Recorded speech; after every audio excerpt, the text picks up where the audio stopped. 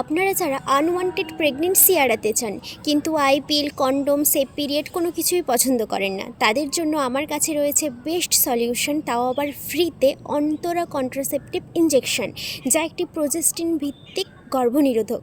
এতে ডিএমপিএ থাকে 150 mg প্রতি ডোজে। এটা মোটামুটি 3 রকমভাবে কাজ করে।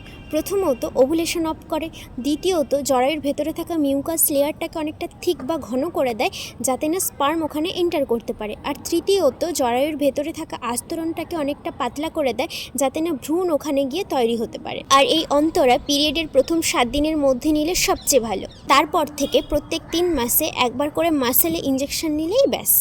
তবে স্তন্যদানযুক্ত মা প্রসবের 6 সপ্তাহ পর থেকে এটা শুরু করতে পারেন। এই পদ্ধতিতে মেডিসিন খাওয়ার ঝামেলা নেই, স্তন্যদানযুক্ত মায়ের জন্য নিরাপদ, দৈনিক কোনো রকমভাবে প্রোটেকশনও লাগে না। মাসিক অনিয়মিত হওয়া, ওজন বেড়ে যাওয়া, মুড সুইংসের মতো সমস্যা দেখা দিতে পারে। তবে হ্যাঁ, হাড়ের সমস্যা থাকলে দীর্ঘমেয়াদে এটি ইউজ না করাই ভালো।